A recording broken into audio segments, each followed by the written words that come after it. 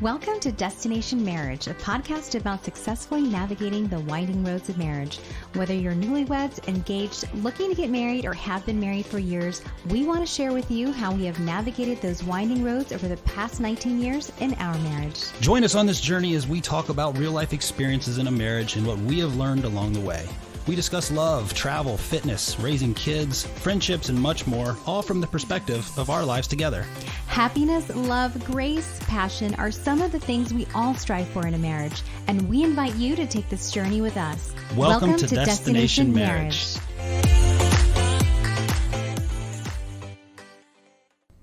Welcome to episode 50 of Destination Marriage. I'm Tommy. And I'm Jackie. And we are thrilled to have you join us on this journey today. Absolutely. So first of all, before I dive right in, can I just say, I feel like we should be having champagne because it's the 50th episode. Indeed. We might have to do that later. Okay, so it is National Mental Health Month. So what better time to address the upcoming holiday season?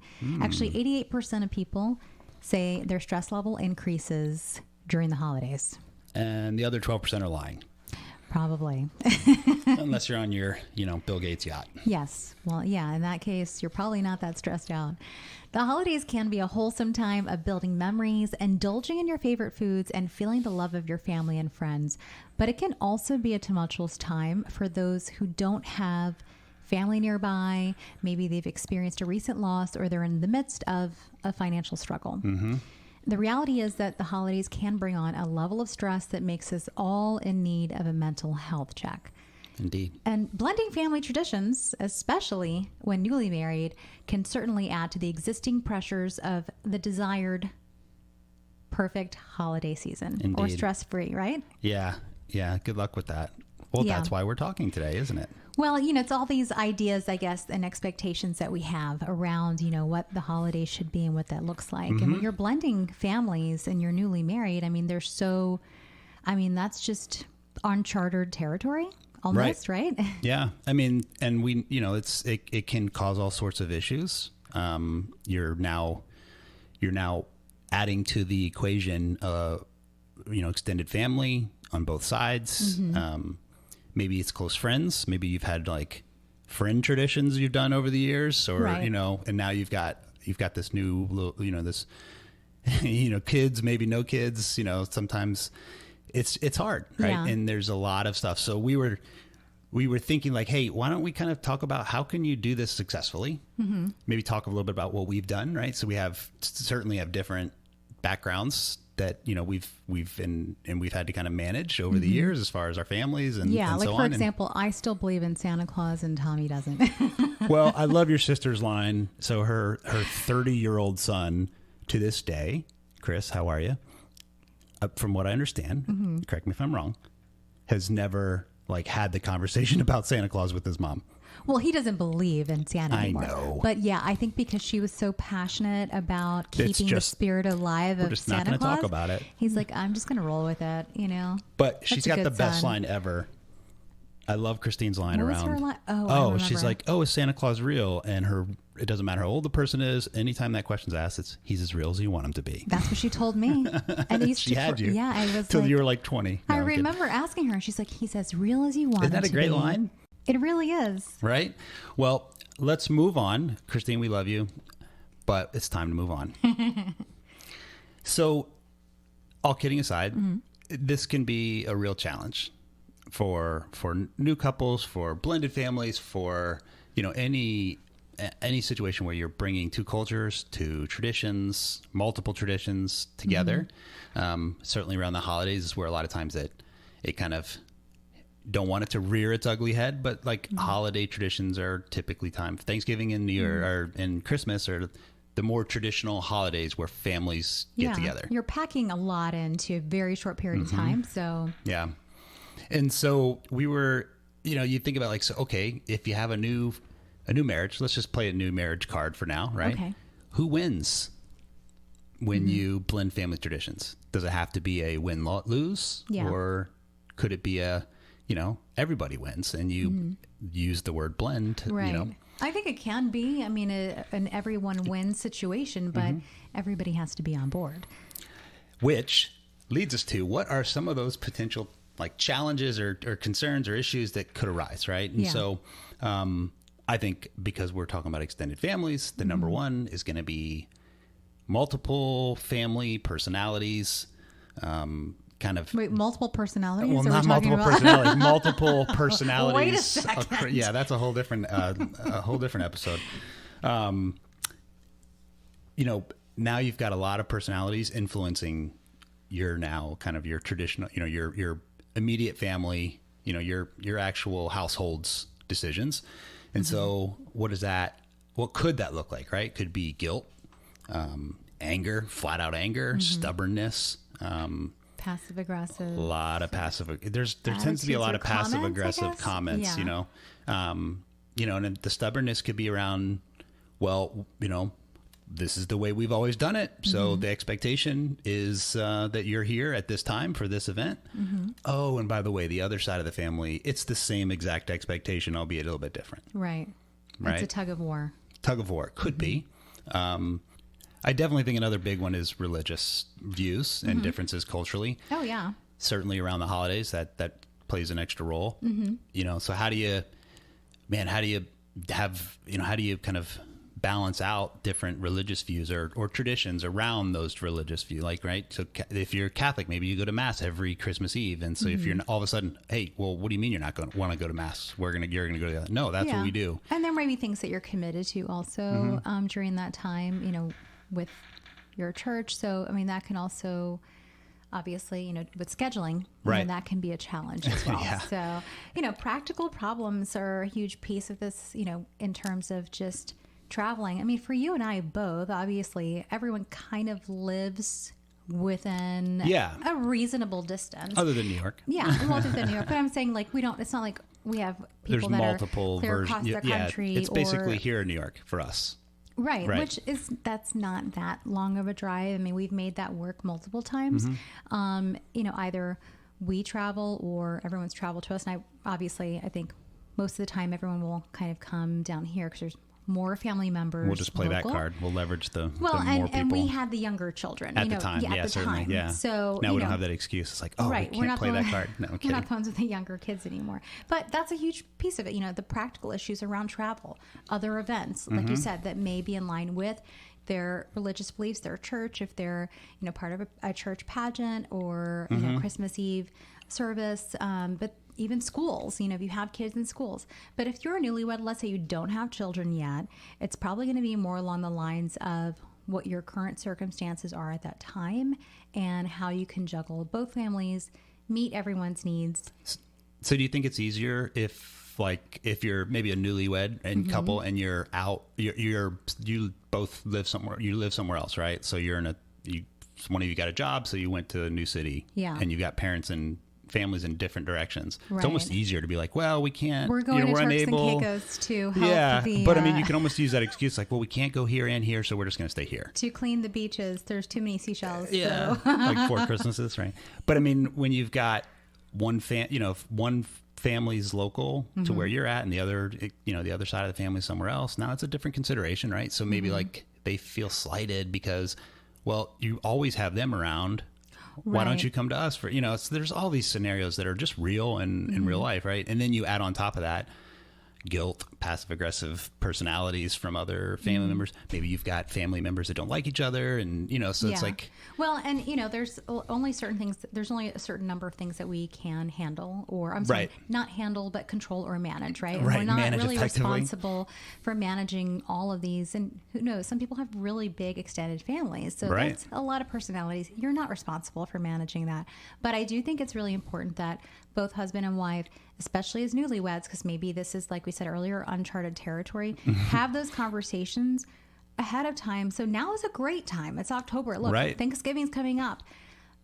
Christmas is coming up. Hanukkah, New Year's. These are all events that obviously usually spend with family and friends. And I think those conversations need to happen now versus... At least plant a seed or plant a seed a couple months ago. Do you want to, do you want to spend Thanksgiving with our friends or our family, or especially if you're traveling, just to be fair, so no one feels as though they're sacrificing their time with their loved ones. Because the longer you wait in especially if it's new, right? So new couple or new family, blended family, or like Right. all of a sudden you wait, those maybe your in-laws and the other in-laws just make the assumptions then become they just start planning if nothing's talked about, right? Like, that's true. Well, if they already had preconceived notions of what was going to happen, what we were going to be doing, Right. oh, wait a minute, we just, but it's hard. It's a hard conversation too. So, Yeah, that can be my awkward. nature would be like, just put it off. But Wait till the last minute, day before Christmas Eve on the 23rd. Oh, sorry, we're not coming. Tommy gives a call. Ring. Yeah. Hey, a text. But I mean, Not even a call. Just that kidding. is harsh. But I mean, all those things are real and things that I'm sure our listeners have had varying kind of issues. I think it's the third time I've said it, but I think a lot of the personalities, multiple kind of influences, right? Yeah. And then the last one that we kind of talked about that is really one of those practical or, something you really could be a challenge is you really may want to start your own tradition. Yeah. Right? Like, okay, let's do this. Or maybe, how do you balance that? Now you've got a third kind of, opinion in the whole who's going where for what tradition and blending cultural and we're focused on the holidays because it's so relevant, but I mean the cultural component or the traditional component is really important there, and it doesn't our view is it doesn't have to be a win-lose, like it doesn't have to be somebody who wins or loses, right? Yeah. And so truthfully we've sort of benefited in a lot of ways from some things that are kind of not unique to us, but that are our traditions, our values. We our families kind of like each other, so like we haven't had too many issues where it's like we have to keep it's not two different traditions or two different cultures. We've done a lot of times. just blended holidays always. I mean, I don't know. It's just never been. And I've never even thought of it as a separate thing either. Maybe that our approach was different from the beginning. Well, it was always, how are we doing everything together versus, we're going to separate and Christmas try to like manage it versus just, we're that all was doing never it together. our approach. And also, I mean, the difference is our families both like each other, so it's more of the more the merrier, Right. Everybody kind of has that approach to it, but the reality is if not everyone lives in the same location, that's not even an option. So yeah, I think it's a little unique probably for some couples, and our trade-off tends to be if people are going to be traveling, and not every year one of us has gone up there or down here. We used to have family in Northern Virginia and your side too. So that used to be kind of a component that we'd have to factor in. And then we just kind of flip-flop with Thanksgiving, That's Christmas, what we would typically do. Right. Or New Year's. We would do stuff on New Year's as well. And try to be cognizant of that. So, but we all have a shared faith, and that makes it different. The reality is there's going to be couples that, maybe someone's Christian, someone's Jewish, and you've got around the same time period very different. It's a lot of holidays, right? And so you've got to manage that and balance that out and be mindful. And we'll talk about like, hey, here's some tips, some things either we've learned along the way or some things that we think would be important to really be considerate of. Yeah. I really do wish, when I'm looking back, I'm like, oh my gosh, this is probably a mom thing. I don't know. Or maybe it's even a wife thing. If I didn't have kids, maybe I would think this way too. But in terms of traditions, I feel like there's always this kind of reel in the back of your head of what the image is around Christmas, what it should look like, the smells of Christmas, just what that feeling should be like in your home and your mind, and, just how you feel like it's so exciting, like when you were a kid, And when I think back, I'm like, gosh, there's so many things that I wish I had done tradition-wise with the kids, every single year, as cheesy as it may be. And sometimes it just didn't work because of time constraints and stuff like that. But I do wish that, and our kids are older now, so maybe, we would have to change those things anyhow. But I do wish we had probably had maybe some specific things that we did every single year, whether it was, I don't know, weren't you telling me that someone you knew along the way, they had planted their Christmas tree? Yeah, it was an old physician I worked with, and he was telling us it was around the holidays. And so this was, he was older back when I knew him about 12 years ago. So I'm not sure, how old he is now. But yeah, he would say that they used to get, I guess, real Christmas trees you could get with the whole root, like the root ball, kind of like burlap sacked up, I guess, or whatever. And they would plant it each year in their home. So their parents' house that they lived in forever, I guess, you'd go and there'd be like this, look like a bar chart of Christmas trees in different heights, and each tree was like, oh yeah, that was 19 whatever. Yeah, that's cool. It is, obviously you have right? to have some land to do that. Yeah. But that's a really neat tradition. It's little things, right? Yeah, and then obviously I'm sure, they have grandkids now and they can see, oh, this was Dad's Christmas tree when he was 5 years old or whatever. It just, that's something really cool. And I think back, I'm like, gosh, I wish there was something that we had kind of stuck to. And we did little things here and there, but nothing I think every single year. Yeah. And when we tend talk to about repeat. like blending cultures or traditions, there's cultural religious traditions, and then there's just traditions like you're talking about. Yeah. I'll admit I've probably been more of the, not anti what you're saying, but more of like, Just get through the holidays. no, I'm just talking about like, do I'm you not as nostalgic. Oh, okay. And I think that's probably hurt. It's not That's because someone didn't tell you that Santa is as real as you want him to be. I know. My mom was just, That's what happened. She was just no Santa. And that was it. Sorry, Mom. I'm just kidding. I don't remember I do remember when me and Doug ruined it for some other kid that was like well past the age where he should have known. And we told him like, yeah, what are you talking? That's terrible. Well, apparently like that kid's mom like said something to my mom about it. I was like, okay, Did you get in there's trouble? the problem. No. But You should have been scolded for that. Really? That's not okay. Killing the spirit of Christmas for another child, not okay. Okay, we weren't 5, sweetheart. We were older. I don't care if you were 8. We were 17. No, I'm kidding. This was last year. This was a couple of years ago. No, but I mean, I think we have benefit. Let's be honest. So we have families that really get along. We do stuff together quite a bit. And it's really been hard over the last couple of years not being able to do that. It's really stark. Even though I'm not nostalgic like that, of like a list of these things. Well, we've always done it this way, so we want to continue this. I do love having everybody around. I love the feeling. You like the chaos A little bit. having just everyone around. It's loud and there's food. That's what you really like. There's food. There's more food.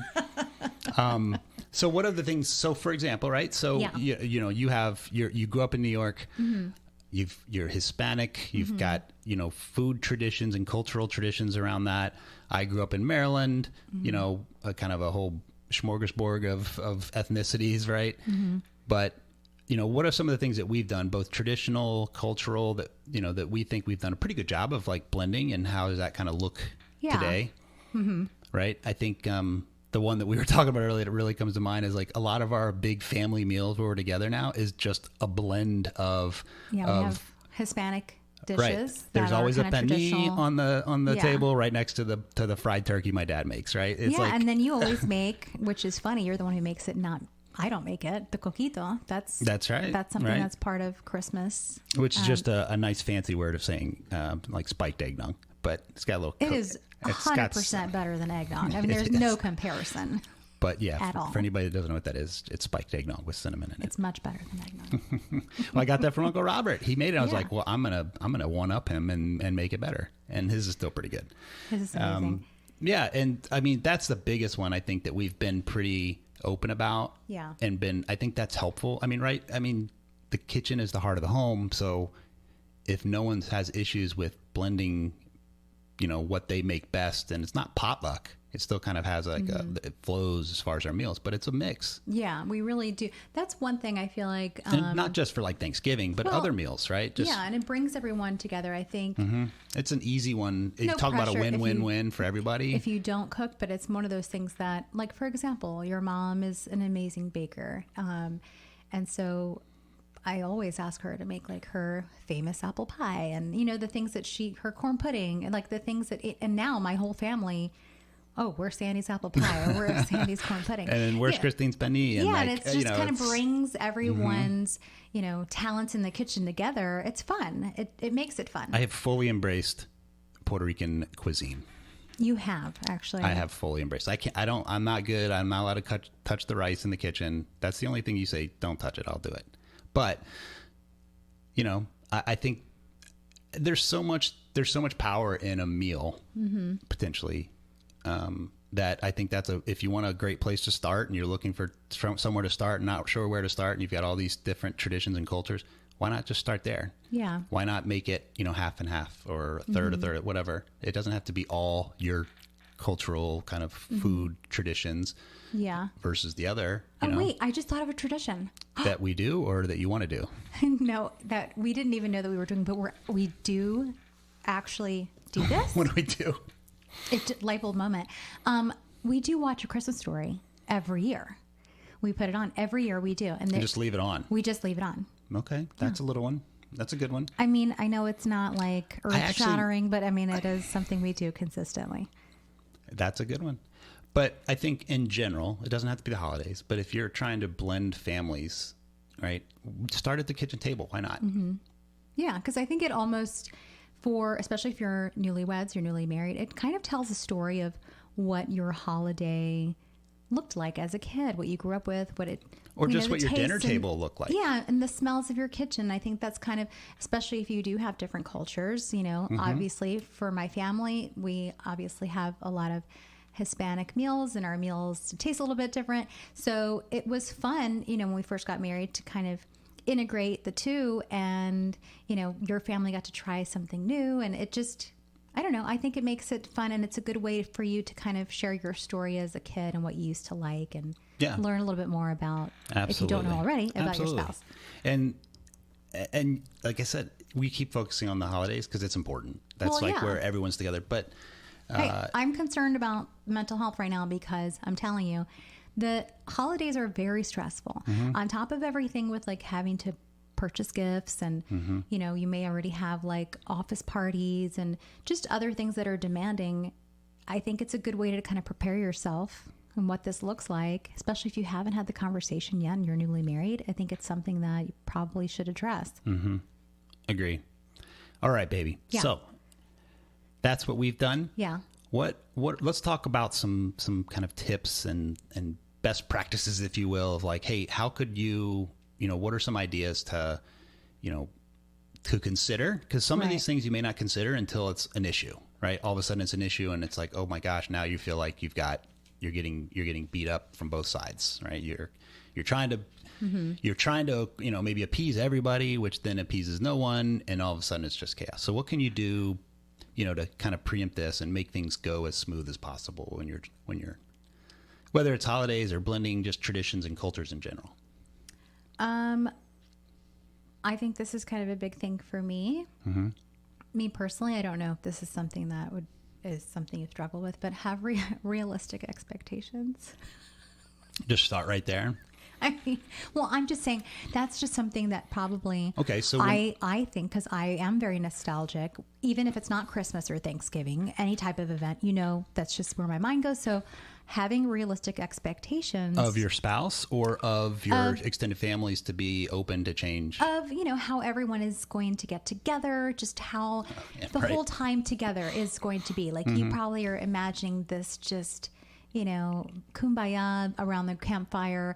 And, if things just don't really go as planned, I mean, that could be heart-wrenching. For me, it would be. So I'm saying have realistic expectations going into it. Okay. And then when they're not met, what's the next step? Don't beat up your husband about it. I'm just kidding.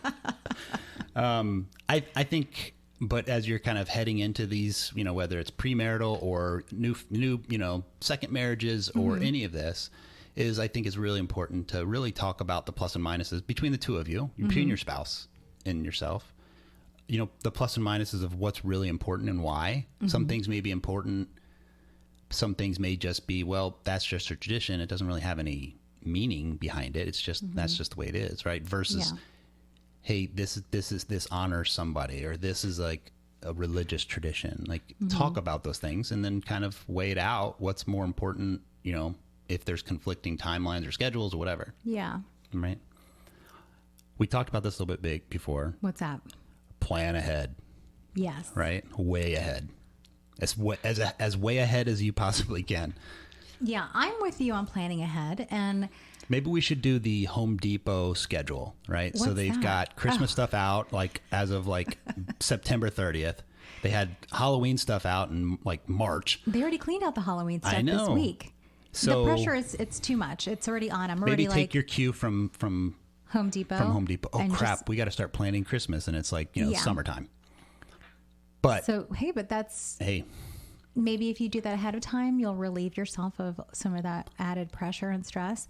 But I agree. Planning ahead is really important, like where you're going to be, who's going to be a part of what, responsible for what, especially if you decide to host, that's at least the involved. big details, right? Of like if there's you're going to different places, you're traveling or, hosting, like you said. Yeah. Yeah, because the longer you wait, the worse it gets. And I'm like saying this as like therapy for myself because, like I said, when these kind of scenarios come up, I tend to be the one that procrastinates. So this is therapy for me. I tend to be a planner. Okay. You do. And if I feel like we're not planning and it gets closer to an event, I can almost just like, never mind. Like I'll just literally like shut down. Well, because I'm not really like a fly by the seat of my pants person. It just doesn't. Yeah, these aren't like. We'll just show up when we show up. Yeah, these scenarios, especially when it's just you're talking about such important issues, right? Yeah. Another one similar to like number one around kind of talk about what's important. Really, selfishly or selflessly be open to compromise. Okay. Right, and being willing to and then also tell your families to be willing to compromise, as you're kind of learning each other and learning this new dynamic. Everyone should be open to some compromise. Yeah. It doesn't have to be like, put all your cards on the table. What's important, but that's aggressive. But you know what I mean? It's not a give or take. I want to know what kind of family event planning you went to where someone said, put all your cards on the table. What are everything you want to do in the next 50 years? Oh, goodness.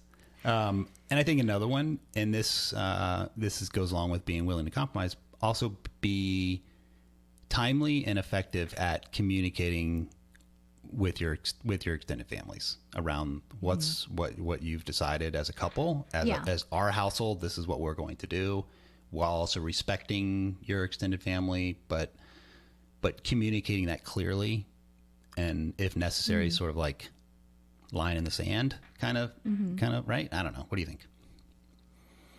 Yeah. Do you mean along the lines of like keeping certain conversations off the table that could present like landmines, that kind of thing? Oh, well, that's like, a whole different. Yeah. Like let's talk about politics and let's talk about, No. I mean, what I'm saying is, if you've decided, like say me and you, right? And it's hard because our families, like I said, we kind of benefit from our families getting along, and they talk to each other. Sometimes we don't even know they're talking to each other. So, but if it's a scenario where there's issues and there's some conflict, it shouldn't be the wife going to the husband's in-laws and putting like yelling and screaming about, well, this is the way we're going to do it, and then vice versa. The husband shouldn't be going to the wives. And when I'm saying like effectively, meaning like probably better if I go talk to my family, you go talk to your family, and say, hey, look, we love everybody, but here's what we're doing.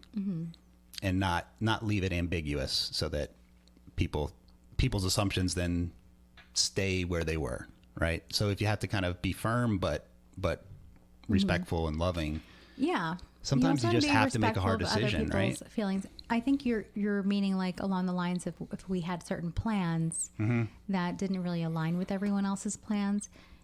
Or if it's, hey, we're doing this tradition. Yeah, we're not following that tradition anymore in our house. We're flying to Greece, and because Jackie really I know. But it could also be bigger, kind of deeper held beliefs, right? Religious views or like cultural views. I mean, culture is huge for all of us. Like what we grew up, our culture.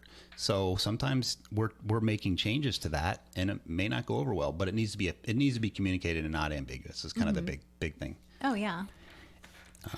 I think creating a budget is really important. So around any one of these events, regardless of what it is, that's kind of part of the expectation. So, if you are hosting, or let's say everyone wants you to travel to a certain location, which I actually think going to a location that's a neutral location is fun for everyone. Yeah. So especially if you, whether it's everybody gets along or not, maybe that's a good kind of compromise. And also, if you're trying to like figure out how you're going to keep everyone entertained, keep everyone happy and entertained. But that's really big though around those things, just because if you are the person traveling or you're doing something along those lines, which I still really love, the whole neutral lake house, beach house, whatever, budgeting is really important. It really is. They go hand in hand. Yeah. But a neutral location, as a side note, is a big one. As was it like, hey, think about that. Maybe that's a good idea. And if you're the new couple and can afford it, maybe you splurge for for like you said, a big cabin or a beach house, right? Because typically they're cheaper in the Thanksgiving holiday season, right? Mm-hmm.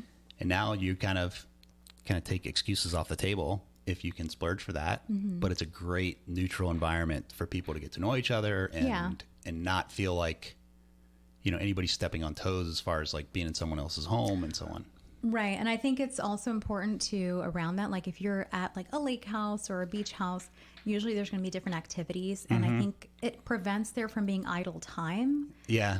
Like you said earlier, there's a lot of personalities and moods. And, sometimes during the holidays, people get extra emotional.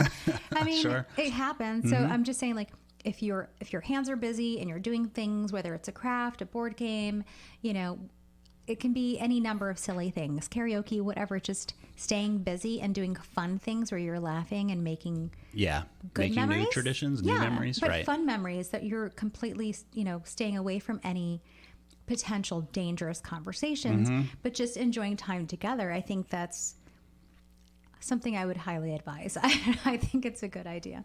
Yeah. And then the budget's a big piece of that though, right? Mm-hmm. So, you could be blending vastly different, economic backgrounds, or it could be the same, whatever, but it doesn't matter. Like agree and kind of have an idea around that so that it doesn't create awkward. And doesn't make anyone feel like and then they're unable to be a part of it. And if you're having those budget discussions, you have this great idea of something off site or some cool thing you want to do around the holidays and people are hemming and hawing, like be respectful of that too, right? You don't want to lose the relationship just so that you can check a box of some expectation that you had, right? About some grand event. It's going to be a magical event. Right. And then they're like, well, we can't afford that this year. Oh, okay. Right.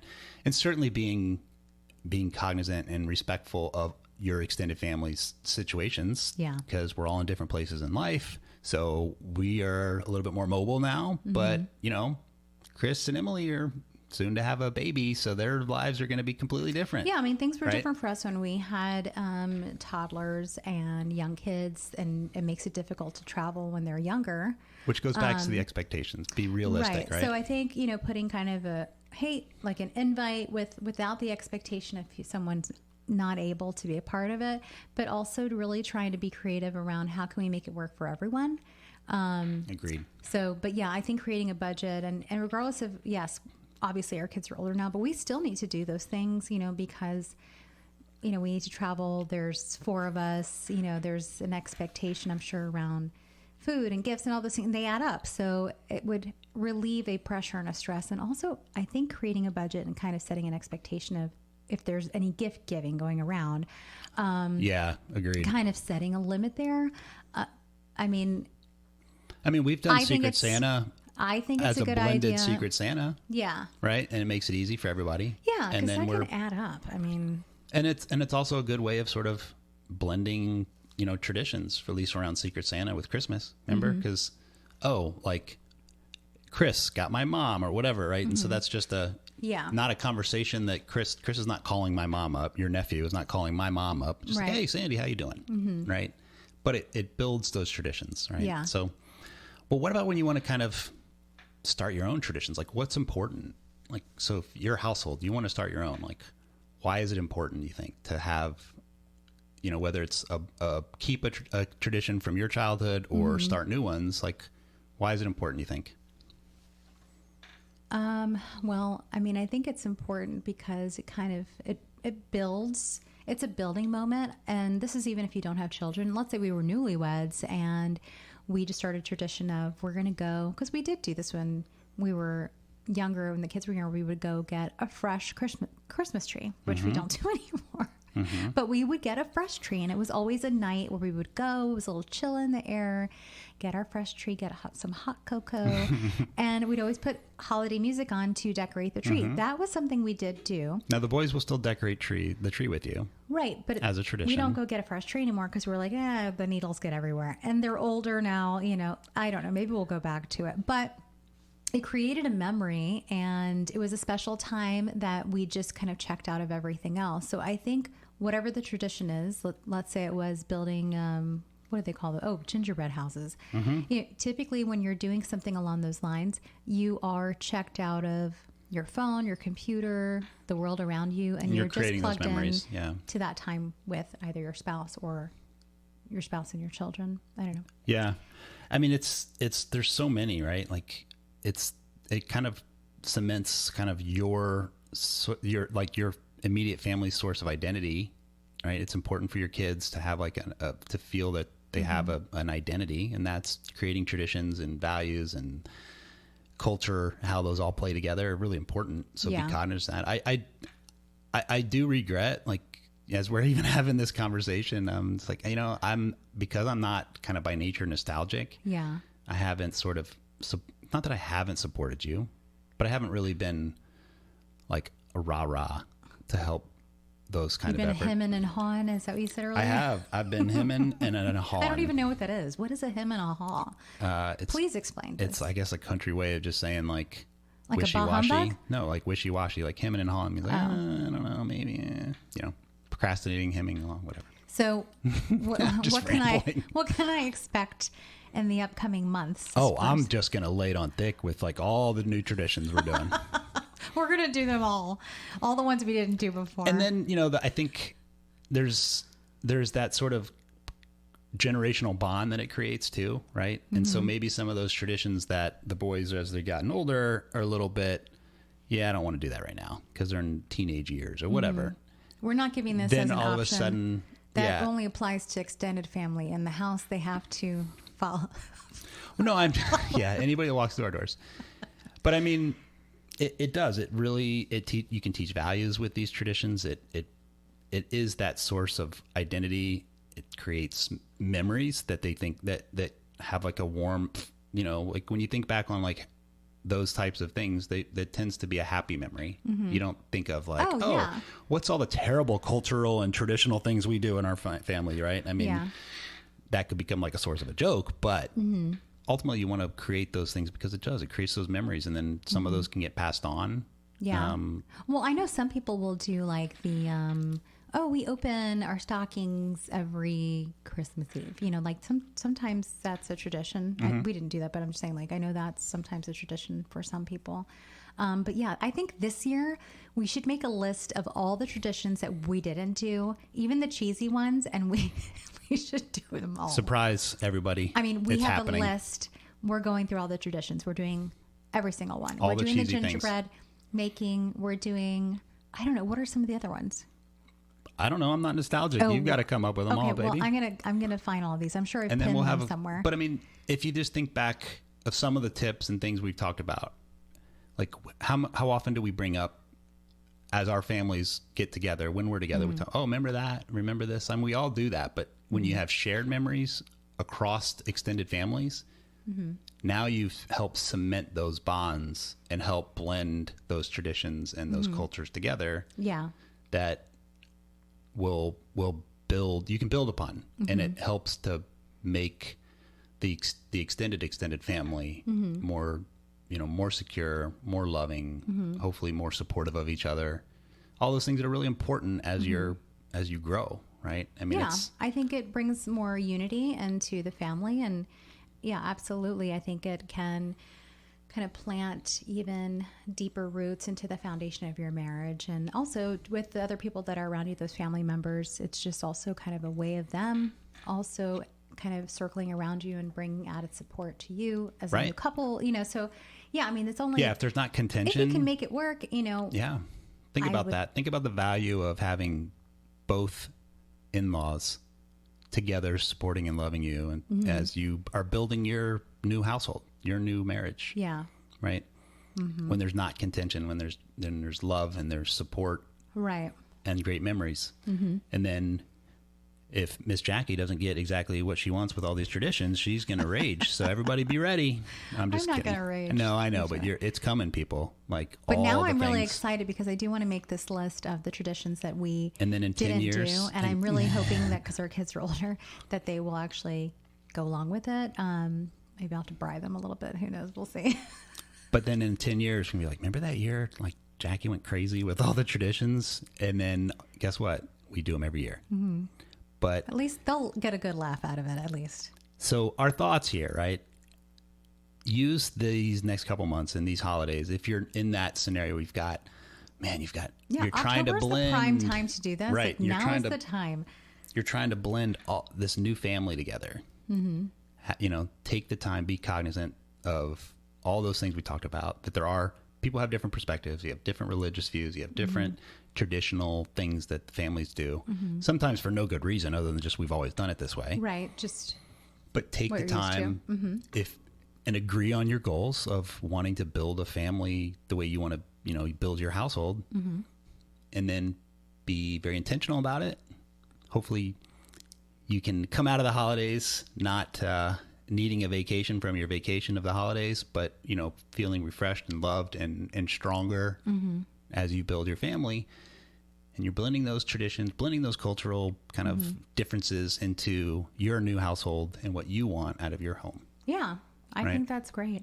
And also, I think this is probably it may be even if couples got married last year, this may be the first year they really had an opportunity to do that because no one was really doing anything Everyone's last year. Everyone's kind of forced to be by themselves a lot. I think this is kind of like, everything's going to come back kind of in terms of Thanksgiving, Christmas, New Year's, full force. If they weren't able to get together last year. So now's the time to start planning. And apparently I'm already behind because Christmas trees are out at Home Depot. So you're way behind, sweetheart. Christmas should be planned already. I don't even have pumpkins on my front steps yet. There's a pumpkin shortage. I did hear that, actually. Yeah. That's a real thing, supposedly. So, guys, we hope you enjoy your holiday season. We'll certainly talk a lot more before then, but it's such a great time, like you said, to think about now how you're going to blend those traditions, how you're going to blend those cultures together, and create a new family or create a new traditions for your family. So we hope this has been helpful. It's been therapeutic for me as I realize that I have not been nearly as, what's the opposite of nostalgic? Or no, just nostalgic. I have not been nearly as nostalgic as I should have been over the years, and I apologize to you and to our family. And to the child that you told that Santa Claus wasn't real. Yeah, well. Formal apology. He's probably scarred for life for that. That's, that's a whole different scenario. But, all right, guys. Thanks for listening, guys. We'll be back next week. Bye. Bye. We hope you enjoyed this episode, and if so, please continue to listen and subscribe on Podbean, Apple Podcast, iHeartRadio, Spotify, or wherever you get your podcasts from. We would greatly appreciate positive reviews, and we will answer any questions at feedback@destinationmarriagepodcast.com. For up-to-date content and news about the podcast, you can follow us on Instagram at destination_marriage and visit our website at destinationmarriagepodcast.com. Be sure to tune in next week.